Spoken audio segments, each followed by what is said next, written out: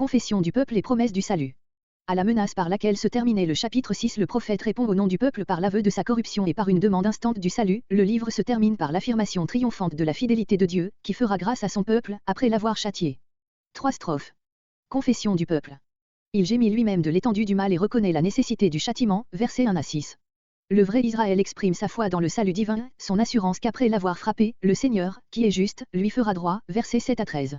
À l'humble prière du peuple, qui lui demande de le rétablir comme autrefois, verset 14, Dieu répond par la promesse de renouveler envers lui les miracles des derniers temps et d'humilier tous ses ennemis, versets 15 à 17, sur quoi le prophète éclate en un hymne d'adoration et de reconnaissance au Dieu de l'Alliance, versets 18 à 20.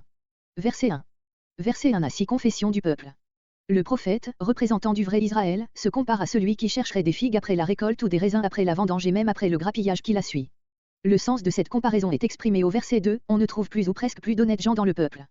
Les bonnes figues, Hébreu Bikura, primeur, figues de choix, les figues de la récolte, mûries en été, sont opposées à celles qui mûrissent toute l'année et qui sont bien inférieures. Verset 2. Comparez Psaume 12.2 et suivant, Ésaïe 57.1. Comparez avec le début de ce verset avec Michée 3.2 et suivant, Michée 2.1 et suivant. Sens, ils travaillent tous à perdre leur prochain, par violence, sang, ou par ruse, filet, pour le dépouiller. Verset 3. La seule chose qu'ils fassent et qu'ils fassent bien, c'est le mal, le bien ne se fait pas. L'idée du début du verset est ici spécialisée, c'est l'histoire de la vigne de Naboth qui se répète journellement par le concours de 3 personnages également intéressés à l'affaire, le prince, qui réclame la condamnation d'un innocent, pour s'emparer de son bien, le juge, qui s'y prête pour un certain prix, et le grand, le riche, qui s'y emploie, peut-être en accusant le malheureux, pour faire sa cour au prince et avoir part à ses faveurs, le grand manifeste, littéralement, énonce. Exprime par ses discours. Verset 4. Pareil à l'épine, laquelle ne peut que blesser et nuire. Le prophète est tellement saisi par la pensée du jugement qu'une telle perversité attire sur Israël, qu'il s'interrompt dans la description du mal pour annoncer ce châtiment. Le jour annoncé par, littéralement, le jour de tes sentinelles, le jour qui fait l'objet de leurs prévisions et de leurs craintes, celui du jugement, comme cela est expliqué ensuite. Les sentinelles sont les prophètes, qui plongent leur regard dans l'avenir et dès longtemps ont annoncé ce jugement, comparez Jérémie 6.17, Ézéchiel 3.17, Ésaïe 21.11-12. Verset 5. Verset 5. Et si le prophète reprend la description de la corruption morale du peuple. Les liens même les plus sacrés de l'amitié ou de la famille sont foulés aux pieds. Plus ni affection, ni respect mutuel. L'ordre social est renversé. Verset 6. Les gens de sa maison, non les parents, mais les domestiques. Comparez la citation que fait Jésus de ce verset, en l'appliquant spécialement à la période de crise que son apparition inaugure dans l'humanité, Matthieu 10.35-36, Luc 12.53. Verset 7. Verset 7 à 13. Le vrai Israël exprime sa foi dans le salut divin. Il sait que le jugement mérité, auquel il se soumet, ne peut effacer la promesse et il n'abandonne pas sa confiance dans la grâce divine. Comparez Ésaïe 8.17. Verset 8. Le prophète, se transportant au moment où le châtiment est déjà réalisé, fait, parler Sion elle-même du sein de cette situation. L'ennemi de Sion, c'est Babel, Michée 4.10. Elle ne doit point se réjouir de la chute de Sion, car celle-ci n'est tombée, n'a perdu sa puissance, que pour se relever. Assise dans les ténèbres, l'obscurité est l'image de la misère et des souffrances du peuple exilé, comparez Ésaïe 8.20-9.1, Ésaïe 42.7. L'Éternel est ma lumière, ma consolation, par ses promesses, qu'il ne renie pas, alors même qu'il châtie. Comparez Psaume 27.1-3. Verset 9. En attendant que l'Éternel accomplisse ses promesses et rétablisse son peuple, Israël reconnaît qu'il a été justement frappé. Il portera donc sans se plaindre les conséquences de ses fautes et attendra patiemment. Car il sait aussi que, quand la justice divine sera satisfaite, le Dieu juste le délivrera. Qu'il prenne ma cause, me fasse droit, qu'il me défende contre les païens, au lieu de me faire la guerre, Michée 6.1. La puissance païenne, exécutrice du jugement de Dieu, n'a pas compris qu'elle n'était qu'un instrument, elle a bafoué le Dieu d'Israël et voulu détruire ce peuple, elle a ainsi blessé le droit d'Israël, dont Dieu, par cela même, doit prendre la défense. Comparez Ésaïe 10.5, Ésaïe 10.7, Ésaïe 10.12-15. Le droit de l'homme est ici celui d'Israël, se fonde sur les promesses de Dieu, qu'il ne pourrait renoncer à tenir sans se renier lui-même. Sortir, de la prison, image de l'exil, voir Michée 2.13, Ésaïe 42.22, etc. Sa justice, sa fidélité envers son peuple, qui se manifestera avec éclat quand il prendra en main sa cause contre ses ennemis. Verset 10. Que mon ennemi le voie, qu'elle voie le triomphe de Sion, verset 9, au lieu de repaître ses regards de sa chute, Michée 4.11. La honte, l'humiliation de sa propre chute, quand elle sera renversée pour qu'Israël soit délivré. Ce vu n'est pas cruel, il est juste, car elle s'est élevée non seulement contre Israël, mais contre Dieu. Quand elle sera foulée. Image expressive de la destruction de la puissance ennemie. Voir la même image employée par Ésaïe 10.6 pour dépeindre l'asservissement d'Israël aux conquérants païens. Verset 11. Le jour de la chute de Babel est aussi celui de la restauration de Sion. C'est le prophète qui parle ici, s'adressant à l'Israël de la captivité, comme Ésaïe dans sa seconde partie, chapitre 40 à 66, il anticipe les temps de l'exil, voire plus au verset, émoticône n'en croyant pas ses yeux. Le décret sera retiré, annulé, littéralement, éloigné.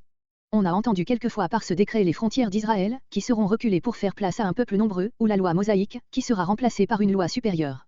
Le sens est selon nous beaucoup plus simple, il s'agit du décret divin qui a envoyé Israël en exil et qui sera retiré le jour où Dieu, se souvenant de ses promesses, lui rouvrira les portes de sa patrie. Verset 12. Rétabli, Israël devient pour tous les peuples un foyer d'attraction. On viendra, non reviendra, il s'agit non pas des Juifs revenant de l'exil, mais des païens venant en foule se joindre à eux, Michée 4.12. Parmi ces païens, le prophète mentionne les deux peuples de son temps les plus puissants et les plus dangereux pour Israël, l'Assyrie et l'Égypte. Comparez la prophétie tout à fait parallèle de la conversion de l'Égypte et de l'Assyrie dans Ésaïe chapitre 19. L'Égypte est désignée ici par le nom poétique de Metse, forteresse, qui rappelle son nom biblique de Misraïm. Les villes d'Égypte, spécialement mentionnées, sont les nombreuses cités des bords du Nil qui formaient l'un des traits en caractéristiques de ce pays d'antique civilisation, même mention Ésaïe 19.18. Le fleuve, l'Euphrate, Ésaïe 7.20, 8.7, etc., au-delà duquel se trouvait l'Assyrie. Les expressions vagues de la fin du verset, d'une mer à l'autre et d'une montagne à l'autre, généralisent la pensée, on viendra de tous les points de l'horizon, du nord et du midi, de l'Orient et de l'Occident, c'est-à-dire de toute la terre. Si l'on veut déterminer davantage les directions indiquées, il faut voir dans les deux mers la Méditerranée et le Golfe Persique, ouest et est, et dans les deux montagnes le Sinaï et le Liban, sud et nord. Verset 13. Michée rappelle le sort qui doit auparavant frapper la terre d'Israël, comparez Lévitique 26.33. Il le fait afin que nul ne se méprenne sur le sens et les conditions des promesses qu'il vient de développer.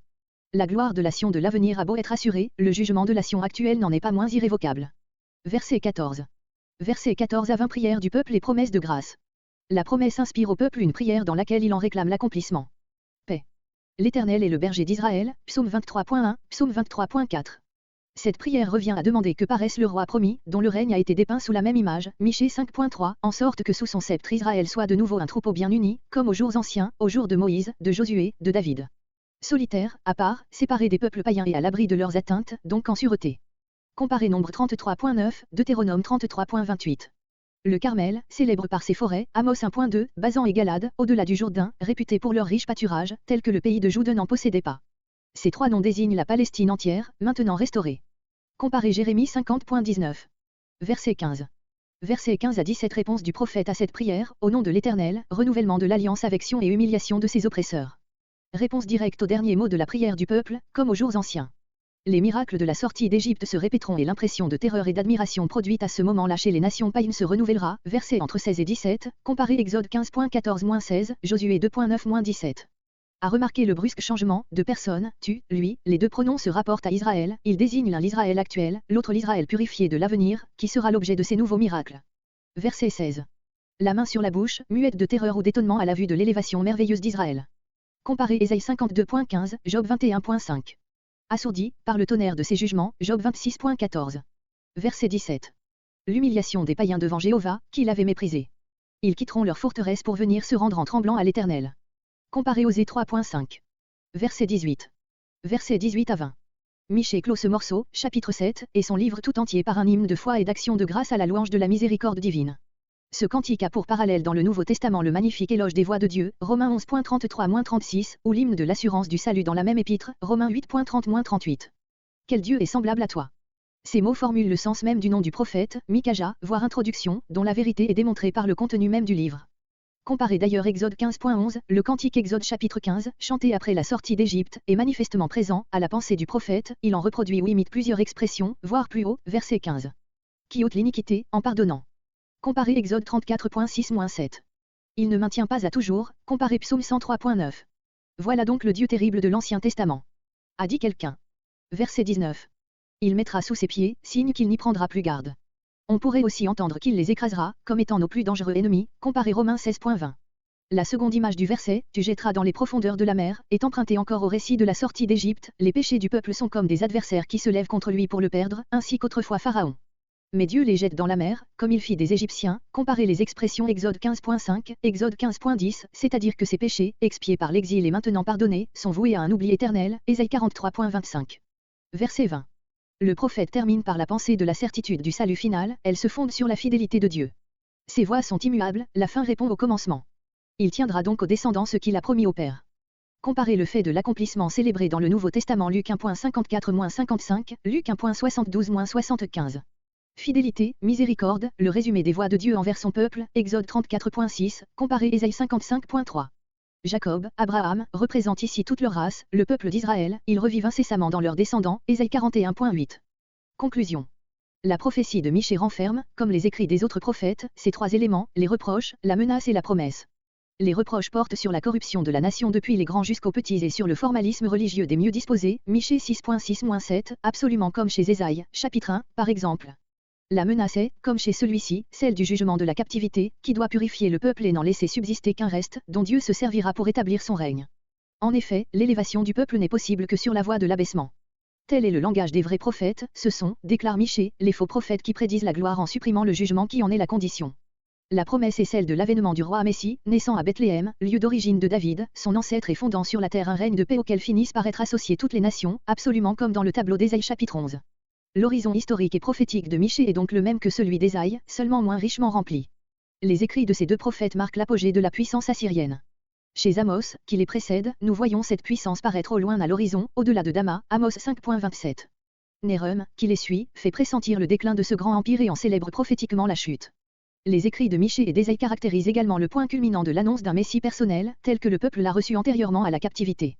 Au tableau de ce divin souverain tracé de la main de David dans le psaume 110, ils ajoutent, comme de concert, deux traits essentiels.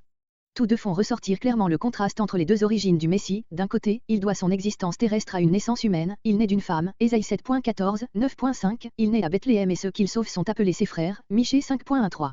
Mais, d'autre part, il a une origine supérieure, qui va se perdre dans l'infini de l'éternité, Ésaïe 9.5, Michée 5.1. À ce premier trait, Ésaïe et Michée en ajoutent un second, l'état d'abaissement profond du peuple et de la famille royale au moment où naîtra le Messie. Il devra faire à nouveau ce chemin de l'abaissement à la gloire qu'avait parcouru une première fois son ancêtre David, fondateur de la dynastie messianique. Voilà pourquoi Michée fait sortir le roi Messie de Bethléem, théâtre de la vie de David au temps de son obscurité première, tout comme Ésaïe le fait surgir du tronc mutilé d'Isaïe. La révélation divine avait fait briller ce grand espoir comme un astre étincelant au terme de l'histoire de ce peuple obscur. L'étoile n'a pas disparu, même durant la tourmente de l'exil, et au lendemain de la tempête, elle a jeté de nouveau le plus vif éclat, Agé, Lachari, Malachi.